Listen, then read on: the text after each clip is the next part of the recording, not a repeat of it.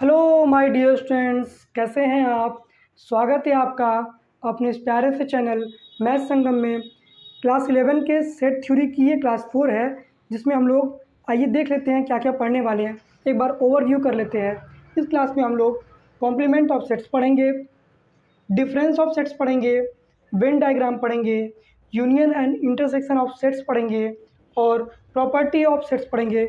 और इस तरीके से इन सारी चीज़ों को पढ़ के इस क्लास को हम लोग एंड करेंगे। तो आइए हम लोग देखते हैं सबसे पहले what is complement of sets. आइए स्टूडेंट्स देखते हैं what is complement of set. तो आपने कॉम्प्लीमेंट वर्ड तो सुना ही होगा। आपने कॉम्प्लीमेंट सुना होगा एंगल्स वाले चैप्टर्स में, जो हम कॉम्प्लीमेंट ऑफ एंगल्स निकालते हैं उस समय हम लोग क्या करते हैं, 90 से माइनस करते हैं। तो यहाँ पे ऐसा कोई कॉन्सेप्ट नहीं है। यहाँ पे कॉम्प्लीमेंट तो वही चीज़ है, मगर यहाँ पे कॉन्सेप्ट सेट के रेस्पेक्ट में है। तो आइए देखते हैं कॉम्प्लीमेंट ऑफ सेट्स होता क्या है। इससे पहले मैं आपको बताना चाहूँगा कि यूनिवर्सल सेट क्या होता है। फॉर एग्जांपल मान लीजिए आपके पास टू सेट्स हैं A and B. Suppose you have two sets A and B, and in A contains 1 2 4 6 and B contains 2 4 6 8। आपके पास दो सेट्स हैं और इन दोनों सेट्स में ए के ये एलिमेंट हैं और बी के ये एलिमेंट्स हैं। मैंने आपको बताया था कि सेट के ये जो अलग अलग ऑब्जेक्ट होते हैं इनको हम लोग एलिमेंट बोलते हैं। तो एक ये एलिमेंट है और बी के ये एलिमेंट है, और सेट को हम लोग करली ब्रैकेट के अंदर लिखते हैं। अब इन सभी सेट के लिए एक यूनिवर्सल सेट हमने सपोज किया U इक्वल्स टू, ये क्वेश्चन में गिवन होता है यूनिवर्सल सेट, तो मैंने ले लिया 1 2 3 4 5 6 7 8 9 10। This is universal set. Universal set हमेशा सारे सेट से बड़ा होगा या उनके बराबर होगा। यूनिवर्सल सेट कभी भी किसी सेट से लेस नहीं होता है। यूनिवर्सल सेट हमेशा या तो किसी सेट के बराबर होगा या बड़ा होगा। जनरली यूनिवर्सल सेट बड़ा होता है हमेशा सेट से। तो ए और बी आपके टू सेट्स हैं और यू आपका यूनिवर्सल सेट है, मतलब इसमें सारे एलिमेंट हो जाएंगे। आपके जितने भी सेट होंगे सबके एलिमेंट इसमें ज़रूर लाइक करेंगे, तभी वो यूनिवर्सल सेट कहा जाता है। मैं आपको फिर से क्लियर कर दूं व्हाट इज़ यूनिवर्सल सेट। तो जितने भी सेट दे रखे होंगे आपके पास, उन सभी सेट का कलेक्शन यूनिवर्सल सेट में ज़रूर होगा, तभी वो यूनिवर्सल सेट कहा जाता है। तो अगर मुझे ए कॉम्प्लीमेंट निकालना हो तो what I will do, A complement is equals to, A complement वो होता है, जैसे देखिए ए में क्या क्या एलिमेंट है 1 2 4 6। तो इसका कंपैरिजन यूनिवर्सल सेट से करते हैं। जिस भी सेट का हमें कॉम्प्लीमेंट निकालना होगा उस सेट का कंपैरिजन यूनिवर्सल सेट से करेंगे। मुझे ए का कॉम्प्लीमेंट निकालना है तो मैं ए का कंपैरिजन यूनिवर्सल सेट से करूँगा। कैसे करूँगा, जो भी ए के एलिमेंट होंगे यूनिवर्सल सेट में से वो एलिमेंट को मैं हटा दूंगा, एलिमिनेट कर दूंगा। फॉर एग्जांपल मैं 1 नहीं लिखूँगा, मैं 2 नहीं लिखूँगा, 4 नहीं लिखूँगा और 6 नहीं लिखूँगा, क्योंकि ये सारे एलिमेंट ए में है। तो ए के एलिमेंट को छोड़कर जितने भी यूनिवर्सल सेट के एलिमेंट है उन सबको आप लिख दीजिए, वो आपका ए कॉम्प्लीमेंट हो जाएगा। So A complement will be equal to 3 5 7 8 9 10। ये आपका ए कॉम्प्लीमेंट हो गया। सिम वैसे ही अगर मुझे बी कॉम्प्लीमेंट निकालना होगा तो मैं क्या करूँगा, अगर मुझे बी कॉम्प्लीमेंट निकालना होगा तो मैं क्या करूँगा, B complement is equals to, B के जितने भी एलिमेंट हैं यूनिवर्सल सेट में उन सारे एलिमेंट को हटा देंगे और जो एलिमेंट बचेंगे वो बी कॉम्प्लीमेंट हो जाएंगे। बी कॉम्प्लीमेंट के लिए आपको 2, आप 2 नहीं लिखेंगे, 4 नहीं लिखेंगे, 6 नहीं लिखेंगे और 8 नहीं लिखेंगे। बी के इन एलिमेंट को छोड़ के यूनिवर्सल सेट के जितने भी एलिमेंट हैं उन सभी एलिमेंट को आप लिख दीजिए, वो आपका बी कॉम्प्लीमेंट हो जाएगा। B complement is equals to 1 3 5 7 9 and 10। This is called complement of set. Generally मतलब ये होता है कि जिस सेट का कॉम्प्लीमेंट निकालना है उसके एलिमेंट को छोड़ के यूनिवर्सल सेट के सारे एलिमेंट को आप लिख देंगे तो उस सेट का कॉम्प्लीमेंट आ जाएगा।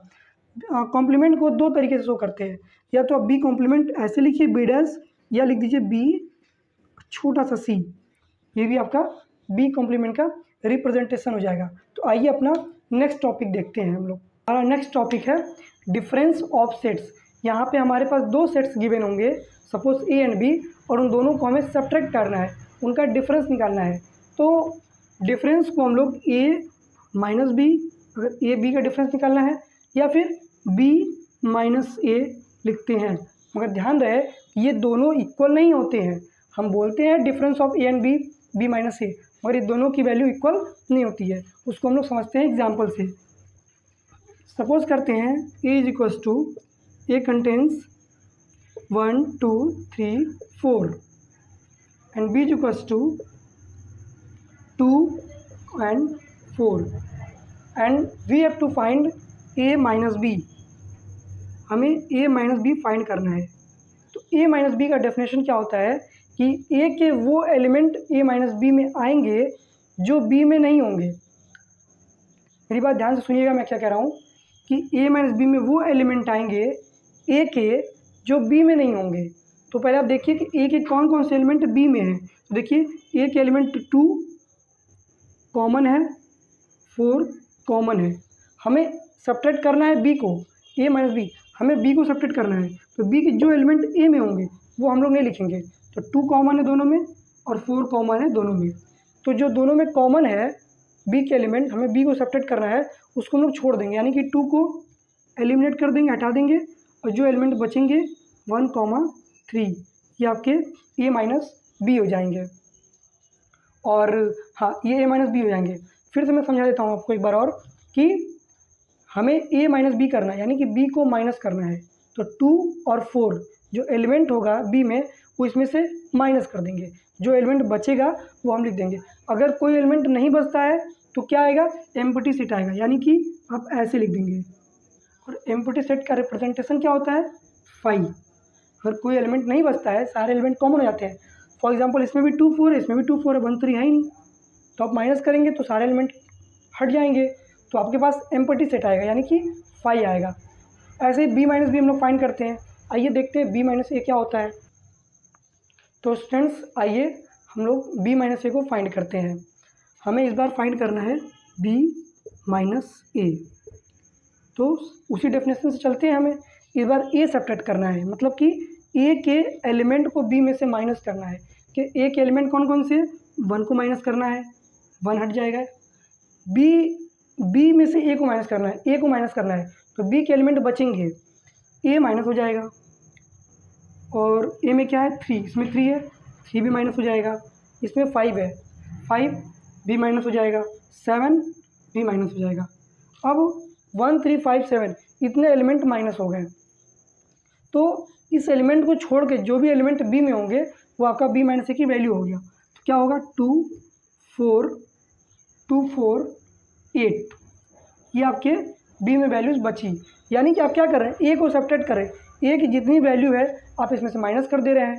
तो जब ए की वैल्यू माइनस कर देंगे तो ये 1 निकल जाएगा, 3 निकल जाएगा, 5 7 निकल जाएगा। तो क्या बचेगा आपके पास, 2 बचेगा, 4 बचेगा, 8 बचेगा। इतने नंबर्स बचेंगे आपके, ये आपके बी माइनस ए हो गए। तो इसी तरीके से हम किसी भी दो सेट का हम लोग डिफरेंस निकाल सकते हैं। आइए हम लोग नेक्स्ट टॉपिक पे चलते हैं। तो अब जो हमारा नेक्स्ट टॉपिक है, इट इज़ वेन डायग्राम। ये एक आपका ज्योमेट्रिकल रिप्रेजेंटेशन है। जैसे आप कोई भी एलिमेंट को माइनस कर रहे थे तो अभी आपको नंबर्स में दिख रहा था, अब हम लोग विथ फिगर जो है उस चीज़ को देखेंगे, उसी चीज़ों को, ए माइनस बी को, बी माइनस ए को, या फिर सबसेट को, हाँ प्रॉपर सबसेट को, इन सारी चीज़ों को हम लोग वेन डायग्राम के हेल्प से देखेंगे। एक्चुअली वेन एक साइंटिस्ट हैं जिन्होंने ज्योमेट्रिकली सेट्स को रिप्रेजेंट करना बताया।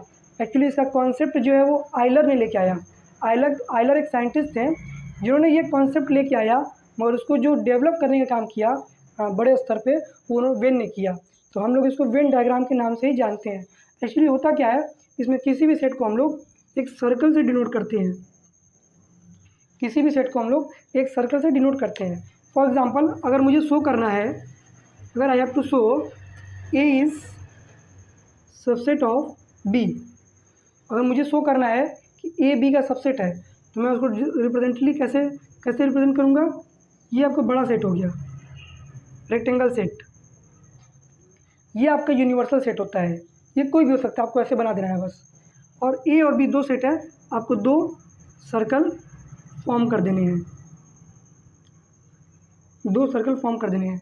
अब मैं आपको बताऊंगा कि मैंने, ये आपका यूनिवर्सल सेट है, ये आपका सेट ए है, ये आपका सेट बी है। मैंने सेट बी को ए के अंदर ही क्यों बनाया, मैं आपको बताता हूँ। नहीं, ए अंदर होगा।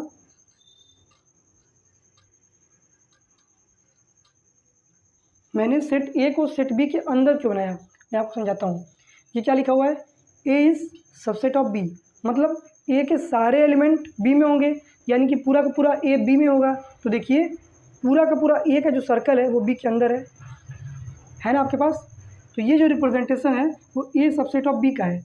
अगर मैं इसी के जगह पे ये लिख दूँ B subset of A, B subset of A, तो क्या होगा, बस इसी को आप कर लीजिए। इसका मतलब बी कंटेन करता है ए को, यानी कि बी सबसेट है, बी अंदर हो जाएगा ए, यानी कि बी के सारे एलिमेंट ए में है, मतलब बी पूरा का पूरा सर्कल जो है वो ए के अंदर है। देखिए बी का पूरा सर्कल ए के अंदर लाई कर रहा है। और आपने पढ़ा है एक प्रॉपर सेट भी, तो मैं आपको प्रॉपर सेट भी समझा देता हूँ। अगर A subset proper subset of B हो तो क्या करेंगे आप, देखिए यहाँ पे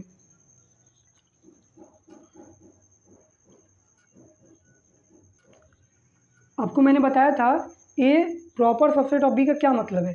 ए प्रॉपर सबसेट ऑफ बी का मतलब ये है कि ए के सारे एलिमेंट तो बी में होंगे, ये कंफर्म है, मगर बी में कुछ ऐसे एलिमेंट ज़रूर होंगे जो ए में नहीं होंगे। कहने का मतलब ये है कि जैसे मान लीजिए ए में 1 2 3 है और बी में आपका 1 2 3 4 5 है, तो ए के सारे एलिमेंट देखिए 1 2 3 बी में तो हैं, तो ए बी का सबसेट तो है, मगर बी में एटलीस्ट 1 एलिमेंट ऐसा ज़रूर होना चाहिए जो कि ए में ना हो। जैसे 4 5 देखिए ए में नहीं है, तो हम यहाँ पे ये कह सकते हैं कि ए आपका प्रॉपर सेट है, प्रॉपर सबसेट है बी का।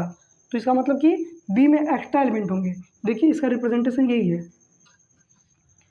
ए प्रॉपर सबसेट ऑफ बी, ए के सारे सर्कल बी में है, मगर बी के कुछ एलिमेंट ऐसे हैं, देखिए ये वाला, ये आपका ए में लाई नहीं कर रहा है, ये जो एरिया देखिए ए में नहीं है। अगर मुझे दिखाना हो कि कंफ्यूज मत होइएगा आप प्रॉपर सेट और सबसेट में, मैं फिर से आपको क्लियर कर देता हूँ। अगर मुझे दिखाना हो कि ए सबसेट ऑफ बी, तो मैं ऐसे भी दिखा सकता हूँ। ए का ये आपका सर्कल हो गया और इसी के ऊपर मैं आपको बी का सर्कल बना देता हूँ। ये देखिए इसी के ऊपर, समझ लीजिए इसी के ऊपर ए और बी दोनों एकदम एक दूसरे के ऊपर है, ओवरलैप कर रहे हैं, बी है, तो भी आपको ये कह सकते हैं ए सबसेट ऑफ बी। क्यों, ए के सारे एलिमेंट बी में तो हैं ही, तो ये भी जो रिप्रेजेंटेशन है वो ए सबसेट ऑफ बी का है। मगर अगर आपको रिप्रेजेंट करना होगा कि A is proper subset of B, तब आपको क्या लिखना होगा, तब आप लिखेंगे इसको इस तरह से। तो आप ये लिखेंगे, ये आपका हो गया बी का सर्कल, ये आपका हो गया ए का सर्कल, मतलब ए के सारे एलिमेंट बी में है, मगर बी में कुछ एक्स्ट्रा एलिमेंट, देखिए ये स्पेस है, इसमें कुछ एक्स्ट्रा एलिमेंट है। उसी तरीके से बी प्रॉपर सबसेट ऑफ ए को भी कर सकते हैं कि बी के सारे एलिमेंट यहाँ पे ए कर दीजिए, यहाँ पे बी कर दीजिए। देखिए बी के सारे एलिमेंट ए में है, लेकिन ए में कुछ एक्स्ट्रा एलिमेंट है जो बी से अलग है। ये आपका बी प्रॉपर सबसेट ऑफ ए का रिप्रेजेंटेशन है। इस तरीके से हम वेन डायग्राम के हेल्प से और भी बहुत सारी चीज़ें जो आप आगे पढ़ेंगे अभी, तो मैं आपको करके दिखाऊंगा। तो इससे क्या होता है कि आप क्लियर देख सकते हैं कि एक्चुअली में सेट क्या है। इससे हम क्वेश्चन सॉल्व करते हैं जितने भी वर्ड प्रॉब्लम है इसके हेल्प से, ताकि हमको विजुअल दिखता है। स्टूडेंट्स एक चीज़ मैं और बताना भूल गया, आप कॉम्प्लीमेंट को कैसे रिप्रेजेंट करेंगे। आइए हम लोग कॉम्प्लीमेंट को भी देख लेते हैं। जैसे मुझे ए कॉम्प्लीमेंट या बी कॉम्प्लीमेंट अगर रिप्रेजेंट करना होगा वेन डायग्राम के हेल्प से, तो कैसे करेंगे। Suppose we have this universal set, ये यूनिवर्सल सेट है जिसमें सारे सेट लाई कर सकते हैं, और इसके अंदर मैंने बना दिया ए। अब मुझे ए कॉम्प्लीमेंट को रिप्रेजेंट करना है, तो मैंने क्या बताया था आपको, ए कॉम्प्लीमेंट का डेफिनेशन कि ए कॉम्प्लीमेंट में वो एलिमेंट लेंगे ए के एलिमेंट को छोड़कर, ए के सारे एलिमेंट को छोड़ के यूनिवर्सल सेट में जितने एलिमेंट बचेंगे वो ए कॉम्प्लीमेंट होंगे। तो देखिए ए के एलिमेंट को मैंने छोड़ दिया, बाकी जो सारे बच रहे हैं, सारे जो मैं शेडेड रीजन कर रहा हूँ, सारे के सारे आपके ए कॉम्प्लीमेंट के एलिमेंट हो जाएंगे। ए को छोड़कर जितने भी एरिया बच रहे हैं ये सारे टोटली ये सारे आपके एक कॉम्प्लीमेंट हो जाएंगे। मतलब कि एक एलिमेंट को छोड़ के सेम वैसे ही आपके पास अगर बी होगा, यहाँ पर ए की जगह पे बी होगा, तो बी के एलिमेंट को छोड़ दीजिए, जितने बच रहे हैं यूनिवर्सल सेट में ये आपका यूनिवर्सल सेट है रेक्टेंगल वाला। यूनिवर्सल यानी कि सारे सेट इसमें लाई कर जाएंगे, तो ये यूनिवर्सल सेट है। यूनिवर्सल सेट से ही हम लोग कॉम्प्लीमेंट फाइंड करते हैं। तो एक एलिमेंट को छोड़ के यूनिवर्सल सेट में जितने भी एलिमेंट हैं सारे के सारे आपके एक कॉम्प्लीमेंट है। सेम बी में भी बी के एलिमेंट को छोड़ के जितने एलिमेंट बच रहे हैं आपके बी कॉम्प्लीमेंट है। अब हम लोग देखते हैं नेक्स्ट टॉपिक को। फ्रेंड्स, हमारा जो नेक्स्ट टॉपिक है union and intersection of sets.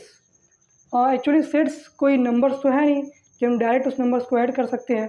Sets एक कर्ली ब्रैकेट के फॉर्म में होता है, तो सेट्स के एडिशन को हम लोग यूनियन का नाम देते हैं, और उन सेट्स में जो कॉमन होता है उसको हम लोग इंटरसेक्शन का नाम देते हैं। घबराइए मत, अभी मैं आपको अच्छे से एक्सप्लेन करूँगा और करके दिखाऊँगा आपको। सबसे पहले ये जान लीजिए कि अगर आपके पास दो सेट्स ए और बी हों, मैं बार बार ए और बी लिख रहा हूँ, ज़रूरी नहीं कि आप ए और बी ही लिखेंगे, कुछ भी आप लिख सकते हैं, B C C D D E कुछ भी। जनरली ए और बी एग्जाम्पल में हम लोग लेते हैं, कुछ भी ले सकते हैं। ए और बी आपके पास दो सेट है, वो set A is equals to आपके पास है 1 2 3 और बी इज इक्वल्स टू है 2 3 एंड 4, 2 3 एंड 4। आपको ए यूनियन बी फाइंड करना है। तो ए यूनियन बी क्या होता है? एक्चुअली ए यूनियन बी जो है दो सेट्स का एडिशन होता है, लेकिन हम उसको प्लस नहीं लिख सकते हैं क्योंकि वो नॉर्मल नंबर्स तो है नहीं, सेट के फॉर्म में है, तो हम यूनियन के फॉर्म में लिखते हैं। यूनियन का रिप्रेजेंटेशन होता है ए यूनियन बी, ये इसका रिप्रेजेंटेशन है ए यूनियन बी। ये भी एक सेट के फॉर्म में आएगा। तो ए यूनियन बी क्या होता है? ए यूनियन बी का मतलब होता है कि ए के सारे एलिमेंट और बी के भी सारे एलिमेंट, लेकिन इन दोनों में जो कॉमन होंगे उसको 2 टाइम नहीं लिखेंगे। मैंने आपको बताया था पहले भी कि सेट्स में किसी भी एलिमेंट को डबल टाइम नहीं लिखते हैं, एक एलिमेंट को एक ही बार रिप्रेजेंट करेंगे। तो ए और बी का यूनियन मतलब ए और बी का सम। जनरली दोनों एलिमेंट को हम लोग लिखना है, दोनों एलिमेंट को मिला के लिखना है। तो आइए लिखते हैं एक एलिमेंट 1 2 3 और बी के एलिमेंट लिखते हैं 2। तो 2 ऑलरेडी हमने लिख चुका है, तो हम दोबारा रिपीट नहीं करेंगे। 3 भी हम लिख चुके हैं, दोबारा रिपीट नहीं करेंगे। और क्या है? 4। और अगर कोई और एलिमेंट होता तो यहाँ हम लिख देते हैं। तो ये आपका हो गया ए यूनियन बी, मतलब कि इसके सेट के एलिमेंट और इसके सेट के एलिमेंट, जनरली दोनों एलिमेंट को हमको मिला के लिख देना है। ए यूनियन बी और कुछ नहीं है, दोनों के एलिमेंट को मिला के लिख देना है। हाँ, लेकिन उन दोनों में जो कॉमन है उसको सिंगल बार ही लिखेंगे, डबल टाइम रिपीट नहीं करेंगे। ये सेट का रूल्स होता है कि सेट में किसी भी एलिमेंट को सिंगल टाइम ही रिप्रेजेंट करेंगे। तो ये आपका ए यूनियन बी हो गया। अगर इन्हीं एलिमेंट का हम लोग इंटरसेक्शन निकालें तो इंटरसेक्शन तो और भी ईजी है। देखिए ए इंटरसेक्शन का रिप्रेजेंटेशन ये होता है, जस्ट यू को उल्टा कर दीजिए, आपका इंटरसेक्शन बन जाएगा ए इंटरसेक्शन बी। इंटरसेक्शन का मतलब होता है कॉमन, ए और बी में जो एलिमेंट कॉमन होंगे वो ए इंटरसेक्शन बी के एलिमेंट होंगे। ये भी एक सेट है ए इंटरसेक्शन बी। देखिए इन दोनों में क्या कॉमन है? 2 दोनों में है तो 2 लिखेंगे, 3 दोनों में है तो 3 लिखेंगे। ये आपका इंटरसेक्शन हो गया। यानी कि सिंपली यूनियन जो है सारे एलिमेंट को लिख देना, दोनों सेट के यूनियन होता है, और दोनों सेट में जो कॉमन एलिमेंट है जो दोनों में है उनको लिखना, वो आपका इंटरसेक्शन होता है। ए इंटरसेक्शन बी में 2 और 3 एलिमेंट आएंगे। तो ये आपका यूनियन और इंटरसेक्शन था। मुझे उम्मीद है कि आपको समझ में आया होगा। फिर भी अगर कोई भी डाउट्स हो तो आप कमेंट बॉक्स में जरूर बताइएगा। मैं फिर से एक और वीडियो बनाऊंगा और आपको और अच्छे से एक्सप्लेन करने की कोशिश करूंगा ताकि आपको समझ में आ जाए। फिलहाल के लिए आइए नेक्स्ट टॉपिक पे चलते हैं। इनडेम्पोटेंट लॉ। इनडेम्पोटेंट लॉ, इस लॉ का क्या मतलब हुआ कि अगर किसी भी सेट का उसी सेट के साथ यूनियन करेंगे तो वही सेट आएगा। इनडेम्पोटेंट लॉ ये कहता है कि A union A is equals to A. इसको आप एग्जांपल में भी देख सकते हैं। अगर मान लीजिए ए इज इक्वल्स टू 1 2 3 है, सपोज 1 2 3 है, तो अगर आपको ए का ए के साथ ही यूनियन करना है, तो यूनियन का क्या मतलब होता है कि सारे एलिमेंट को लिखिए, तो ए को 2 बार लिख लीजिए। चलिए 1 2 3, सपोज करिए इन दोनों का हमको यूनियन लेना है, सेम सेट है। जब आप यूनियन लेंगे, यूनियन का मतलब क्या होता है, सारे सेट को लिखना।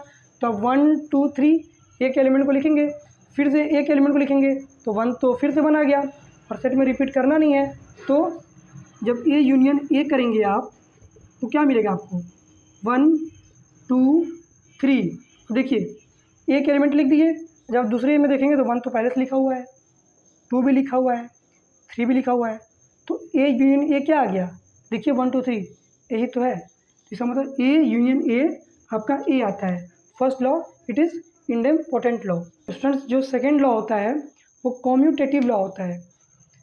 इसमें क्या होता है कि अगर दो सेट्स ए और बी है, तो ए यूनियन बी करिए या बी यूनियन ए करिए, दोनों की वैल्यू सेम होगी। आप घर पे एक काम करिएगा, आप ए और बी की कोई भी वैल्यू ले लीजिएगा, ए यूनियन बी निकालिए और उसके बाद बी यूनियन ए निकालिए, उन दोनों की वैल्यू सेम आएगी। तो सेकेंड लॉ होता है कम्यूटेटिव लॉ।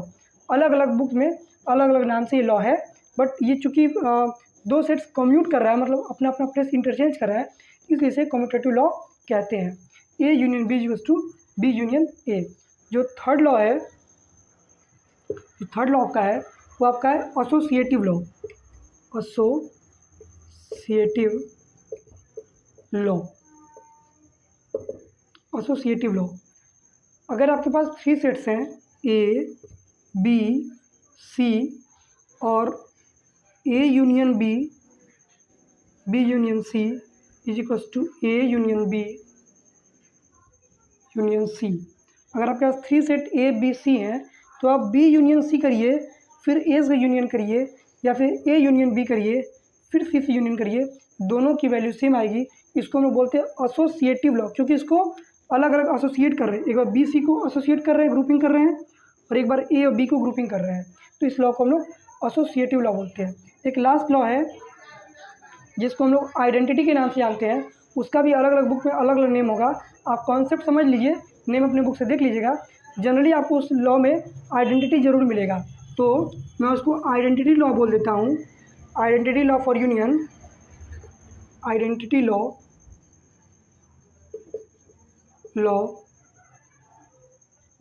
For union. इसमें क्या होता है, अगर आप किसी भी सेट का यूनियन जो है एम्प्टी सेट के साथ करेंगे, कोई भी सेट ले लीजिए और उनका यूनियन एम्प्टी सेट के साथ करिए।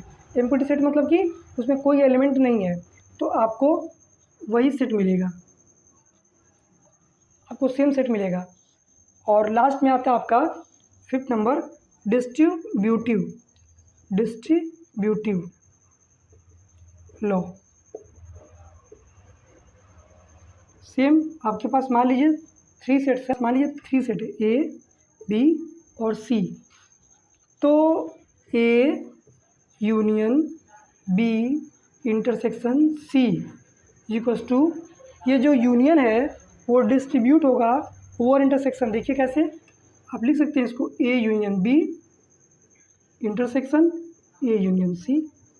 वैसे ही इंटरसेक्शन भी डिस्ट्रीब्यूट होता है यूनियन पे, मतलब A intersection B union C अगर लिखा जाए तो intersection will be distributed over intersection, intersection will be distributed over union, यानी कि A intersection B will be equal to union A intersection C. ये आपका डिस्ट्रीब्यूटिव लॉ था, यूनियन के लिए भी और इंटरसेक्शन के लिए भी।